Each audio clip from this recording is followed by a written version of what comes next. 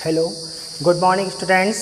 आज हम क्लास 10 में जो हमारा लेसन 2 चल रहा है, यानी लेसन 2 में ही हमारा टॉपिक है, पहला ही टॉपिक अभी उसमें कुछ थोड़ा समझा था बेसिक चीज़ें। तो उसी बेसिक चीज़ें के आगे जो हमारा परीक्षा में पूछा जाता है उसको देखते हैं। समस्थैतिकता या होम्योस्टैसिस, यानी आज हम समस्थैतिकता को समझते हैं क्या होता है। 3 लाइनों में दी गई है भाषा, फिर भी हमें समझना बहुत ज़रूरी है कि जीवों में बाह्य व भीतरी वातावरण के बीच संतुलन या तालमेल बनाए रखने की क्षमता को नियंत्रण या होम्योस्टैसिस तथा सामान्य स्थिति बनाए रखने की प्रक्रिया को समन्वय कहते हैं। बाह्य व भीतरी वातावरण के बीच संतुलन बनाना, तालमेल बनाना जो नियंत्रण कहलाता है, और उसी को हम होम्योस्टैसिस कहते हैं। अब बाह्य व भीतरी में क्या अंतर है, उदाहरण से समझ लेते हैं। मान लिया हमारे शरीर के किसी अंग में, यानी हमारे शरीर के आंतरिक अंग में असहनीय दर्द हो रहा है, पीड़ा हो रही है, और बाहर के वातावरण में जो है बहुत गर्मी है, बाहर के वातावरण में बहुत गर्मी है। तो क्या है कि हमें उस दर्द और गर्मी, यानी शरीर के आंतरिक भाग में जो गर्मी दर्द है और जो बाहर के वातावरण में गर्म का मौसम है, गर्मी का मौसम है, दोनों के बीच क्या बनाना है, संतुलन बनाना है।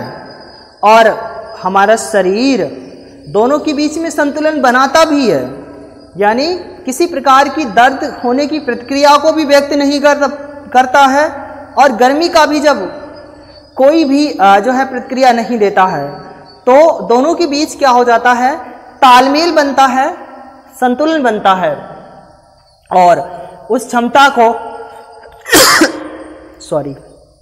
उस क्षमता को नियंत्रण कहते हैं। यानी तो वो अपनी जो कंट्रोलेशन पावर है, यानी नियंत्रण की जो क्षमता है, शक्ति है, उसी के कारण वो दर्द को भी महसूस कर रहा है और वातावरण की गर्मी को भी अनुभव करते हुए भी उसके प्रति कोई प्रतिक्रिया नहीं दे रहा है। तो इसे हम होम्योस्टैसिस कहते हैं। आगे दिया गया है, तथा सामान्य स्थिति बनाए रखने की प्रक्रिया को समन्वय कहते हैं।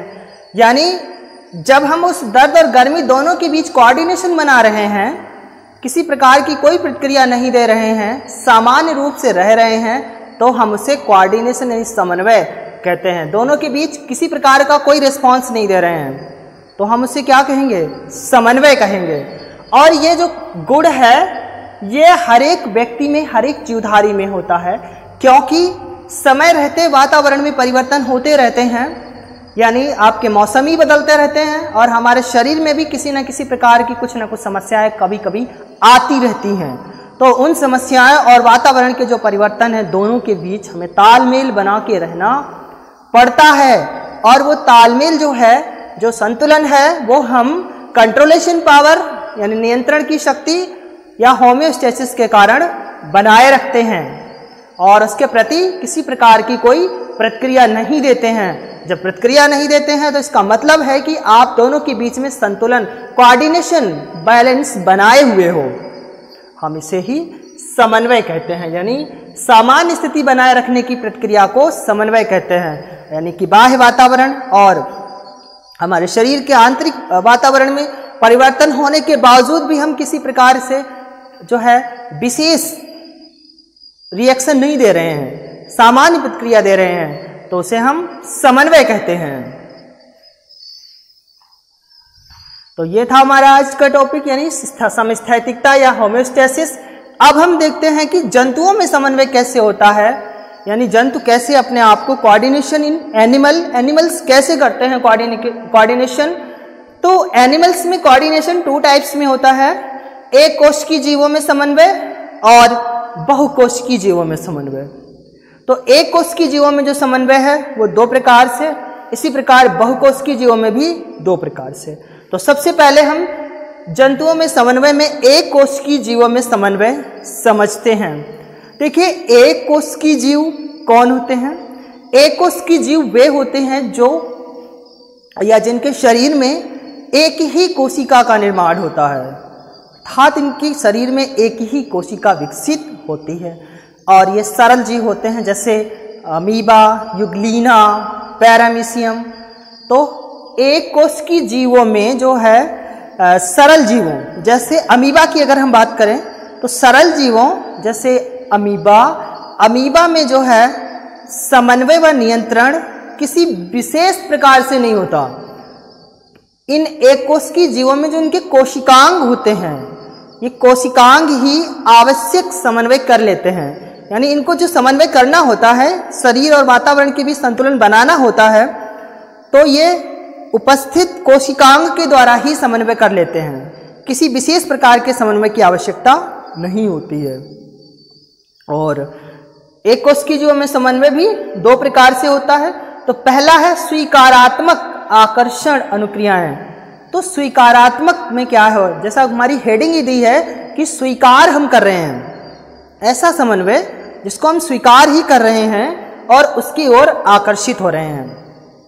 यानी किसी प्रकार का कोई समन्वय ऐसा है जो हमें जरूरत है, जिसकी जब हमें उसकी जरूरत है तो हम उसको स्वीकार ही करेंगे, और जब स्वीकार करेंगे तो उसके पास जाएंगे, यानी वो हमको खींच लेगा अपनी ओर, आकर्षित कर लेगा। तो इसको हम एक उदाहरण से बता रहे हैं।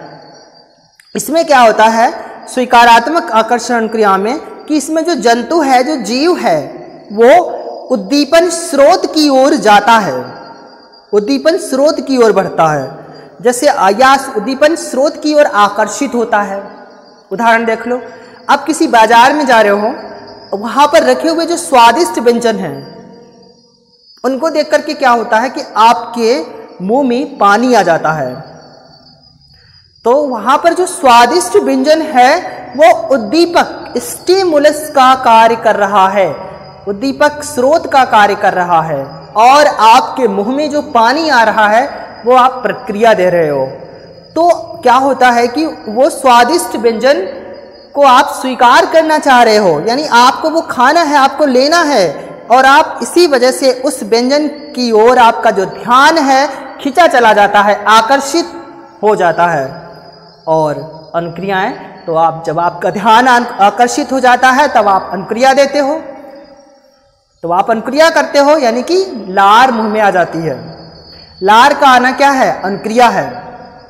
तो स्वादिष्ट व्यंजन की ओर हमारा ध्यान का खिंचना और मुंह में लार आना स्वीकारात्मक आकर्षण अनुक्रिया का एक सर्वोत्तम उदाहरण है, सबसे अच्छा उदाहरण है कि हमें स्वादिष्ट भोजन की स्वीकार है, हमें वो जरूरत है, हम उसको लेना चाह रहे हैं, जिसके क्योंकि उसकी ओर हमारा ध्यान खिंचा चला गया और उसने हमारे ध्यान को अपनी ओर आकर्षित कर लिया, जिसके कारण हमारे शरीर ने प्रतिक्रिया दी, यानी लार को निकाल करके ला करके प्रतिक्रिया दी।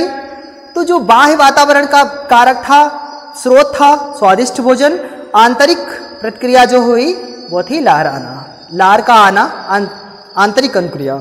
इसी के साथ दूसरा देखते हैं नकारात्मक विकर्षण अनुक्रियाएं। नकारात्मक में समझ में आ रहा है नहीं होगा, और विकर्षण से मतलब है दूर भागना, आकर्षण से था आकर्षित होना, और विकर्षित से तात्पर्य है कि दूर की ओर जाना। तो यहां पर ऐसी कोई चीज होगी जिसकी हमें कोई जरूरत नहीं है, जब हमें जरूरत नहीं है तो हम उस चीज से दूर भाग रहे हैं और प्रतिक्रिया दे रहे हैं। इसमें क्या होता है कि जो स्रोत है, यानी इसमें जो जंतु है वो उद्दीपन स्रोत से दूर भागता है, यानी स्टिमुलस से दूर की ओर भागता है। जैसे उदाहरण ले लो, किसी गर्म बर्तन से हमारा जैसे हाथ टच होता है, छूता है, हाथ झटके से उस बर्तन से दूर आ जाता है।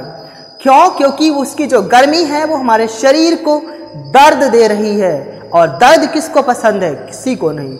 यानी हमें उस दर्द की आवश्यकता नहीं है, जरूरत नहीं है, इसलिए हमारा हाथ उस बर्तन से दूर भाग रहा है, विकर्षित हो रहा है, यानी नकारात्मक है, वो गर्म चीज हमें नहीं चाहिए, और हम प्रतिक्रिया दे रहे हैं हाथ को दूर करके।